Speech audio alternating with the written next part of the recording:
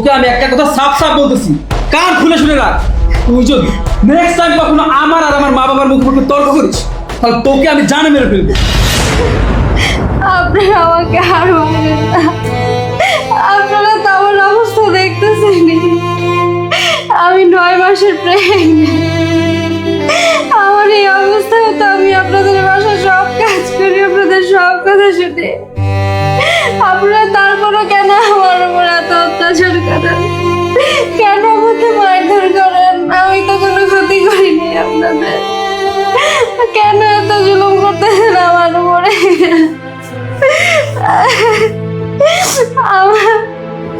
আমার উপরে না হোক, আমার বাচ্চাটার উপর তো একটু দয়া করেন আপনারা।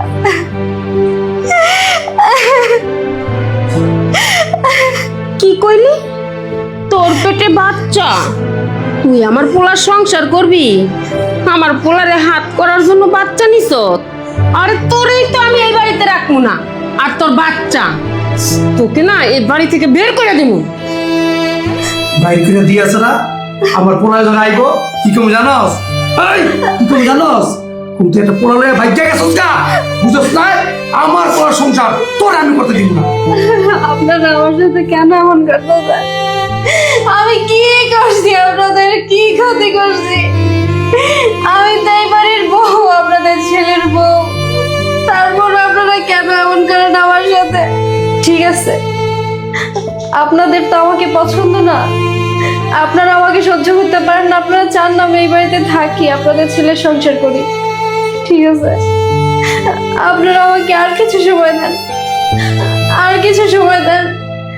আর কদিন পরে তো আমার ডেলিভারি ডে। আমার বাচ্চাটা পৃথিবীতে আসলে আমি আমার স্বামীর কাছে আমার বাচ্চাটাকে বুঝে দেবে চলে যাব। আর কোনোদিন আপনাদেরকে আমার এই মুখ দেখাবো না। আপনারা দয়া করে আর কিছুদিন সময় আমাকে দেন। কি বললি? সময় দিব? অসম্ভব, তোকে আমি এক মুহূর্ত সময় দিব না। এই বাড়িতে বাচ্চা জন্ম দেওয়ার সুযোগ তোকে আমি দেব না। তুই কি ভেবেছিস এই বাড়িতে বসে তুই আমার ভাইয়ের বাচ্চা জন্ম দিবি আর এই সয় সম্পত্তির ভাগ নিবি? আমি বেঁচে থাকতে না, সেটা কখনো সম্ভব না। তুই যদি এই বাড়িতে থেকে আমার ভাইয়ের বাচ্চা জন্ম দিস, তাহলে এই সয় সম্পত্তির মালিক তোর বাচ্চা হয়ে যাবে। আমি তো সেটা হতে দেবো না। আমার ভাইয়ের সয় সম্পত্তি সব কিছু আমি আমার নামে লিখে নেব। আমি বেঁচে থাকতে এই সম্পত্তির ভাগ হতে দিব না। তোকে আমি আর কোনো সুযোগই দেবো না। হ্যাঁ, আমার ছেলে যা বলেছে একদম রাইট কথা বলেছে। আমাদের যত সয় সম্পত্তি আছে সব আমাদের ছোট ছেলের নামে। তুই সন্তান জন্ম দিবি, সম্পত্তির ভাগ নিবি? আরে তোকে তো আমরা বউ হিসাবেই মানি না, আর তোর সন্তানকে কিভাবে মানবো? শোন, আমাদের এই সয় সম্পত্তির মালিক না আমাদের ছোট ছেলে হবে। দেখ, অত কথা জানতে চাই না, তুই এই বাড়ি থেকে এই মুহূর্তে বের হয়ে যাবি। না না, আপনারা এই কাজটা করেন না। আমার পেটে তো আপনাদেরই বংশের বাতি, আপনাদেরই নাতি। আপনারা আপনাদের নাতির সাথে এরকম একটা কাজ কিভাবে করবেন বলেন? আপনারা কি চান না আপনাদের নাতি দুনিয়ার আলো দেখুক? চাই না, চাই না। কি বললি? নাতি? আর তোর গর্বে যেটা আছে এটা তো আমি নাতি হিসেবে স্বীকারই করি না। এই বিষয় সম্পত্তির মালিক আমার ছোট ছেলে হবে, আর সেটা করতে গিয়ে তোর সন্তানরে যদি এই দুনিয়াতে সরাই দিতে হয় আমরা সেটাই করবো। হ্যাঁ বাবা, তুমি ঠিকই বলেছো। এই সম্পত্তির জন্য যদি ওকে আর ওর এই সন্তানকে এই দুনিয়া থেকে সরিয়ে দিতে হয় না, আমি তাই করব। এই সম্পত্তির জন্য আমি সব কিছু করতে পারি। এই সম্পত্তির জন্য ওকে আর ওর সন্তানকে আমি দুনিয়া থেকে সরিয়ে দেব। না না, আপনারা এরকম করেন না প্লিজ। আমি আপনাদের কাছে হাত জোড় করতেছি, আপনাদের পায়ে পড়তেছি, আপনারা এরকম করেন না। আপনারা আমাকে মারেন না, আমার সন্তানকে মারেন না, এরকম করেন না। আপনারা আমার উপরে একটু দয়া করেন, আপনারা একটু রহম করেন, আমার সন্তানটাকে দুনিয়ার আলো দেখতে দেন। আপনারা যা বলবেন, যেভাবে বলবেন আমি সেভাবে চলবো। আপনাদের কথা মতো সব কিছু করবো আমি। আমার সন্তানকে মায়ের প্লিজ, আমার সন্তানকে দুনিয়ার আলো দেখতে দেন। ওর তো কোনো দোষ নেই বলেন, ও তো কোনো ক্ষতি করে না আপনাদের, ও তো কিছুই করে না আপনাদের, ও তো নিষ্পাপ। ওকে দুনিয়ার আলো দেখতে দেন প্লিজ। ওকে আপনারা বাইরের না, ওকে দুনিয়ার আলো দেখতে দেন। কি বললি? তোকে সুযোগ দিব? তোকে আর তোর সন্তানকে বাঁচিয়ে রাখবো? অসম্ভব। এই ভুল কাজ আমি কখনো করব না। তোকে যদি আমি সুযোগ দিই, এই বাড়িতে থাকতে দিই, তাহলে তো ভাইয়া বাসায় আসার পরে তুই সবকিছু ভাইকে বলে দিবি। সম্পত্তির জন্য আর ভাইয়া মানুষ আমাদেরকে কত বাসা নিচে থেকে বের নামতে করে পারে। দিবে। আপন আমি বেঁচে জনরা থাকি কি করতেছে? এরকম একটা ভুল কাজ আমি কখনো করব না। তোকে আমি কোনো সুযোগ দিব না। তোকে আর তোর এই পেটের সন্তানকে আমি আজকে এখন এই মুহূর্তে এই দুনিয়া থেকে বিদায় করে দিব। মা ধরো ওকে। এই থাম, ও যদি একটা সুযোগ চাইতেছে আর একটা সুযোগ দিতেছি। শোন, তোর আমি একটা সুযোগ দিতেছি, কিন্তু শর্ত আছে। তোর বাচ্চা যেদিন পৃথিবীতে আসবো সেদিনে তোর বাচ্চা লয়া এই বাসা থেকে বের হয়ে যাবি। আর একটা কথা, তোর উপরে আমরা তো নির্যাতন করছি, অত্যাচার করছি, এই কথা যদি আমার ছেলের কাছে বলস, তোর দুনিয়াতে সরাই দিমু, তোর সন্তানরাও এই দুনিয়াতে সরাই দিমু। বুঝতে পারছস? আপনারা যা শর্ত দেবেন আমি সব শর্ত মাইনে নিতে রাজি। আমি আপনাদের ছেলের কাছে কিচ্ছু বলবো না। আর আমি কিভাবে বলবো? আমার কাছে তো কোনো ফোন নাই, ওর সাথে তো আমার কথা হয় না। আপনারা যখন কথা বলতে দেন তখন তো আপনারা পাশেই দাঁড়ায় থাকেন। আমি তো ওকে আমার নিজের কিছু কথা বলতে পারি না। আমি বলবো না, আমি কিছু বলবো না। আপনারা দয়া করে আমার বাচ্চাটার কোনো ক্ষতি করেন না। আমাদের দুজনকে বাঁচতে দেন। আমি কাউকে কিচ্ছু বলবো না, আপনাদের ছেলেকে কিচ্ছু বলবো না, কিচ্ছু জানতে দেবো না। আমার সন্তান পৃথিবীতে আসার সাথে সাথে ওকে নিয়ে আমি চলে যাবো আমি। এই কথা যেন মনে থাকে, বুঝতে পারছস? ঠিক আছে বাবা, তোমার কথা মতো আমি ওকে আর একটা সুযোগ দিলাম। তোমার কথা মতো ওকে আমি এই বাড়িতে থাকতেও দিলাম। তবে হ্যাঁ, বাচ্চা হওয়ার সাথে সাথে কিন্তু ওকে আমি এই বাসা থেকে ধাক্কা দিয়ে বের করে দিই। বাচ্চা হওয়ার পরে এক মুহূর্ত ওকে আমি এই বাসায় রাখবো না। তার মানে আমি বাড়িতে না থাকলে আমার স্ত্রীর সাথে আমার বাবা মা আমার ছোট ভাই এই ধরনের আচরণ করে? আমার স্ত্রী গর্ভবতী, কিছুদিন পর আমার সন্তান দুনিয়াতে আসবে, আর এই সময় আমার বাবা মা আমার স্ত্রীর সাথে এত অত্যাচার করে, এত নির্যাতন করছে। ঠিক আছে, এই চুপ কর, কিছু ফোন দিছে। এই রুবেল ফোন দিছে, চুপ, একদম চুপ। এই একদম চুপ, কোনো কথা বলবি না। বস, বসে বসে আমার পাও টিপ। বস।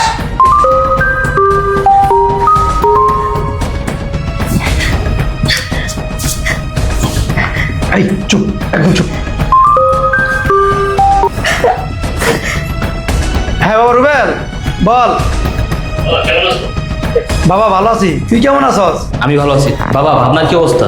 ও বৌমা, বৌমা তো রুমে বিশ্রাম করতেছে। ও, ভাবনা রুমে না? আচ্ছা, ফোনটা মার কাছে দাও তো। ও তোর মাল্লা কথা কবি? আচ্ছা ঠিক আছে, দিতাছি। এই রুবেল ফোন দিছে, কথা কও।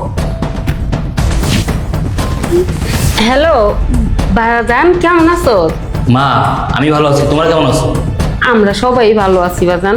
মা, ভাবনার কি অবস্থা? বৌমার কথা কইতেছ? বৌমা তো আল্লাহর তো অনেক ভালো আছে, এই তো বিশ্রাম নিতে আছে আর কি। মা, তুমি তো জানো ভাবনা এখন গর্ভবতী, কিছুদিন পর ডেলিভারি হবে। ওর সেবা তো ঠিক মতো করতেছো তো? আরে বাজান, তুই কোনো চিন্তা করিস না, বৌমার তো ঠিক মতোই আমরা সেবা যত্ন করতেছি। আমি, তোর বাপ, তোর ছোট ভাই, সবাই তো আমরা দেখে শুনে রাখতেছি। তুই কোনো টেনশনই করিস না, বৌমা না অনেক ভালো আছে। ও আচ্ছা, দেখাশোনা করো না?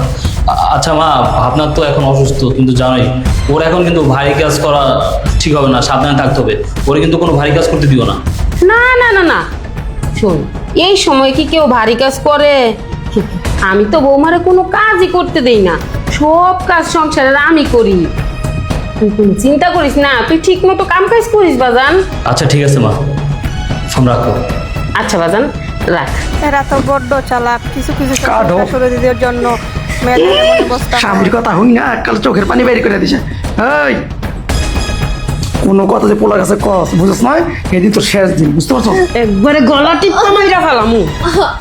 আম্মা আমি বসতে পারতেছি না এইভাবে। আম্মা আমার অনেক কষ্ট হইতেছে। তাই শোন, এই বাড়িতে থাকতে হলে কষ্ট করেই থাকতে হবে। আমরা যা বলবো তাই শুনতে হবে, সব কিছু সহ্য করে এই বাড়িতে থাকতে হবে। বাবা দেখেছো, ভাইয়া ফোন দেওয়ার সাথে সাথে ওর মুড কেমন চেঞ্জ হয়ে গেছে। ও না পারে ভাইকে সব কিছু বলে দেয়। এই জন্য আমি তোমাকে বলেছিলাম এই বাসায় ওকে এক মুহূর্ত রাখা লাগবে না, ধার ধাক্কা দিয়ে বের করে দাও। তুমি আমার কোনো কথাই শুনলে না, তুমি আবার ওকে সুযোগ দিলে। চুপ থাক। আমার কথা না শুনোস, বুঝছ নয়? একদম জানা মেরালাম। বাবা! আরে ভাবি, ওঠো ওঠো। ইস, তোমার কইলাম তুমি রুমে গিয়ে বিশ্রাম করো, কিনলে তুমি এই নাইছো। ভাবনা ভাবনা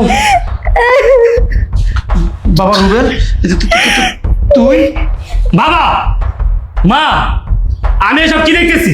বাবা রুবেল, তেমন কিছুই না। তেমন কিছু না মানে? আমি আমার স্ত্রীর কপালে মায়ের দাগ দেখতেছি, বুকে মায়ের দাগ দেখতেছি, গালে থাপ্পড়ের চিহ্ন দেখতেছি, এসবই কি দেখতেছি? আমার স্ত্রীর গায়ে এত মায়ের দাগ কিসের? বাবা রুবেল, তুই কি পাগল হয়েছিস? এই সময় বৌমাকে কে মারতে যাবে? শোন, বৌমা একটু টুকিটাকি কাজ করতে গেছিল, ওই সময় আর কি স্লিপ খায় পড়ে গেছিল, এই আর কি একটু ব্যথা হয়েছে। বাস মা বাস, অনেক হয়েছে। নাটক করতেছো না? আমার সামনে দাঁড়ায় নাটক করতেছো? কি ভাবছো আমি কিছু জানি না? আমি সব কিছু জানি। ওইখানে দাঁড়ায় আমি সব কিছু দেখছি, আর এই ফোনের মধ্যে সব কিছু আমি রেকর্ড করে রাখছি। জি মা, জি জি বাবা, জি স্যার। তুই তো আমার ছোট ভাই, আপন রক্তের এক মায়ের পেটের ছোট ভাই। তোমরা এই কাজটা কিভাবে করতে পারলা? হ্যাঁ, আমার স্ত্রীকে তোমাদের কাছে রেখে গেছি যেন আমার স্ত্রী ভালো থাকে। আমার স্ত্রী অসুস্থ, প্রেগনেন্ট, তোমাদের নাতি নাতকু দুনিয়াতে আসবে। তোমরা এই সময় কি করবা? আমার স্ত্রীর সেবা যত্ন করবা, খেয়াল রাখবা আমার স্ত্রী যেন ভালো থাকে, তোমাদের নাতিরা যেন ভালোভাবে দুনিয়াতে আসতে পারে সেই কাজ করবা। আর তোমরা তোমরা কি করছো? আমার স্ত্রীর উপর অত্যাচার নির্যাতন করছো, দিনের পর দিন আমার স্ত্রীর চোখ দিয়ে পানি চলেছো। কেন করছো? কেন করছো? বাবারে, আসলে এই সময় একটু কাজ করা ভালো, বুঝছস? যদি বৌমা শুয়ে বসে থাকে বাচ্চারও ক্ষতি হয়, বৌমারও ক্ষতি হয়, তার জন্য টুকিটাই কাজকর্ম করছে আর কি। হ্যাঁ ভাইয়া, বাবা তো ঠিকই বলেছে। আমরা তো কখনো ভাবিকে বলি না বাসার কাজ করতে।